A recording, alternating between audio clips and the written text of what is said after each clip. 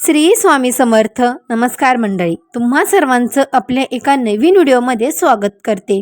2026 मधील अक्षय तृतीय हा सण हिंदू धर्मात अत्यंत शुभ मानला जातो. शास्त्रज्ञानुसार हा दिवस केवळ सण नाही, तर तो आपल्या आयुष्यातील दुर्दैवाचा क्षय करून सौभाग्याचा उदय करणारा दिवस आहे.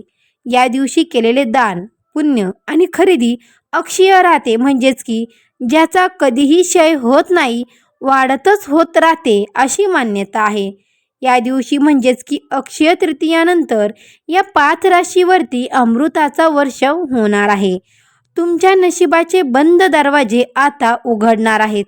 त्याचबरोबर अक्षय तृतीयाला कोणते शुभ योग तयार झालेले आहेत, तुमच्या राशीला कोणता फायदा होणार आहे, त्याचबरोबर अक्षय तृतीयाची आध्यात्मिक महत्त्व अशी संपूर्ण माहिती आजच्या या व्हिडिओमध्ये मी तुमच्यासोबत शेअर करणार आहे.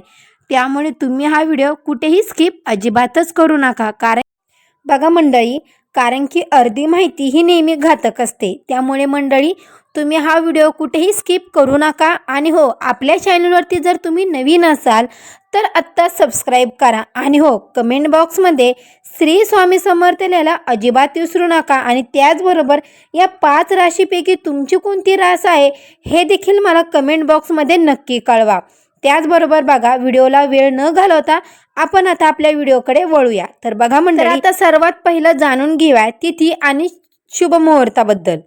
तर महत्त्वाची माहिती म्हणजे मंडळी, तर बघा 2026 मध्ये अक्षय तृतीय ही रविवार 19 एप्रिल रोजी साजरी केली जाणार आहे. तृतीया तिथीचा प्रारंभ हा 19 एप्रिल रोजी दुपारी 3:30 होईल आणि तृतीया तिथीची समाप्ती ही 20 एप्रिल रोजी दुपारी 2:45 होणार आहे. पूजेचा शुभ मुहूर्त हा सकाळी 6:10 पासून ते दुपारी 2:45 असणार आहे. जर तिथी दुपारी सुरू होत असली तर शास्त्रदत्त उदया तिथीनुसार पूजेचे महत्त्व सकाळी जास्त असते मंडळी. हा काळ स्वतःला सिद्ध करण्याचा आणि ईश्वरी प्राप्त म्हणजेच की कृपा प्राप्त करण्याचा सुवर्ण क्षण आहे.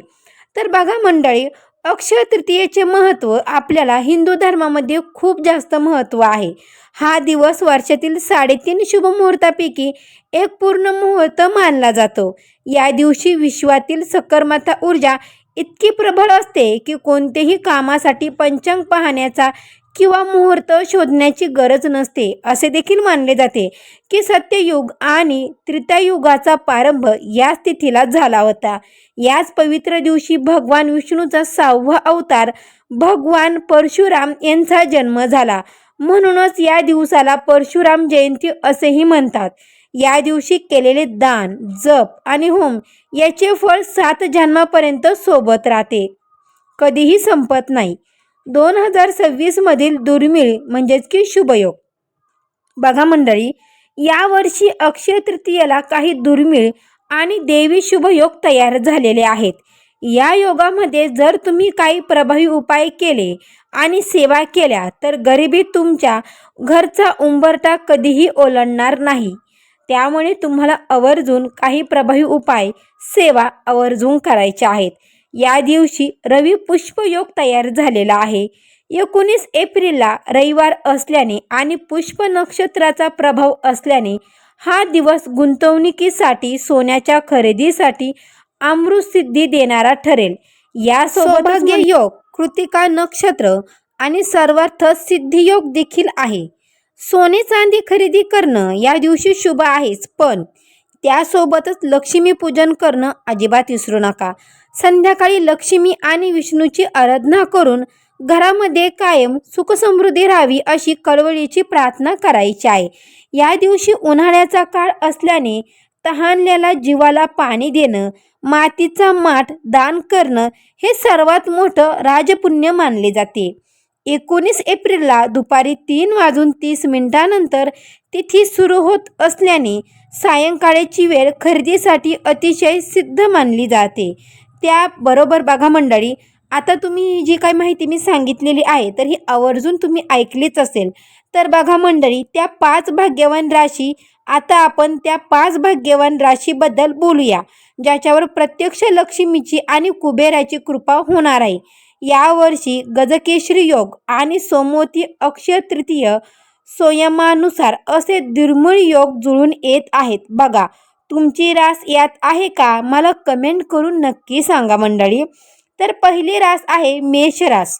मेष राशीच्या लोकांसाठी ही अक्षय तृतीय भाग्यदायीची ठरेल. तुमचे अनेक दिवसापासून रखडलेले कामे आता मार्गी लागतील. विशेषतः सरकारी कामात तुम्हाला यश मिळेल.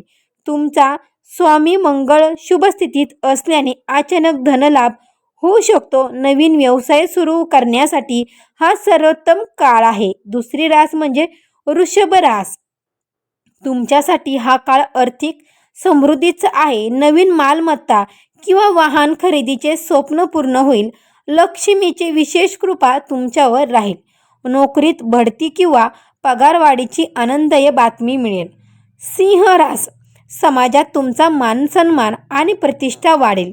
तुमच्या बुद्धिमत्तेच्या जोरावर तुम्ही कठीण कामे सहज पूर्ण कराल.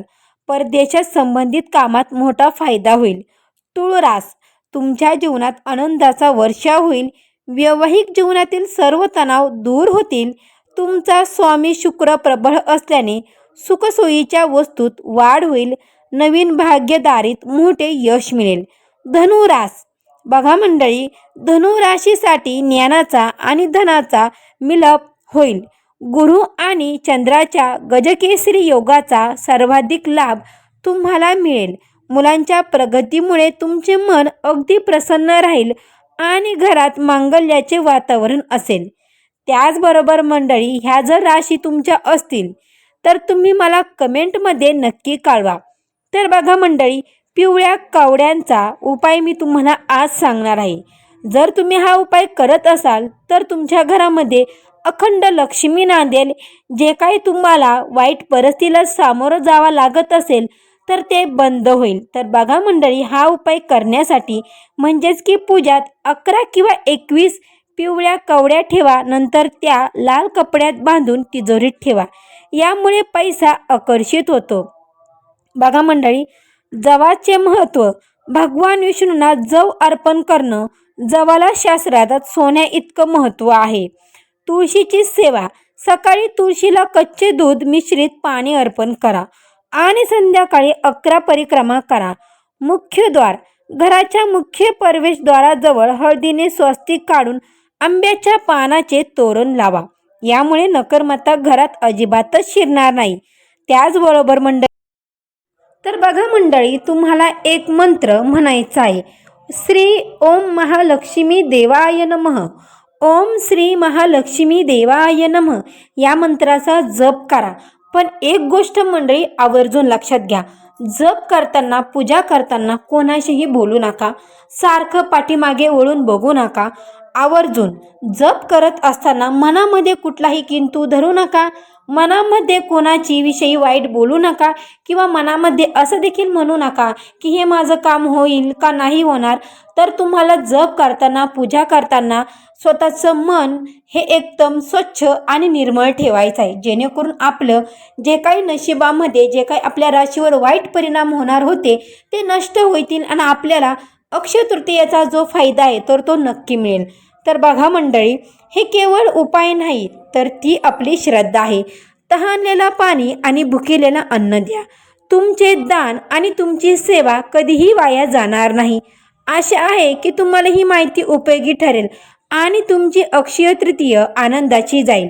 जर तुम्हाला हा व्हिडिओ आवडला असेल तर मनापासून लाईक करा आणि आपल्या जवळच्या व्यक्तींना शेअर करा. आपल्या चॅनलवर नवीन असाल तर आत्ताच आपल्या चॅनलला सबस्क्राईब नक्की करा. भेटूया पुढच्या एका छानशा नवीन व्हिडिओमध्ये. तोपर्यंत सर्वांना श्री स्वामी समर्थ. जय जय माता लक्ष्मी. श्री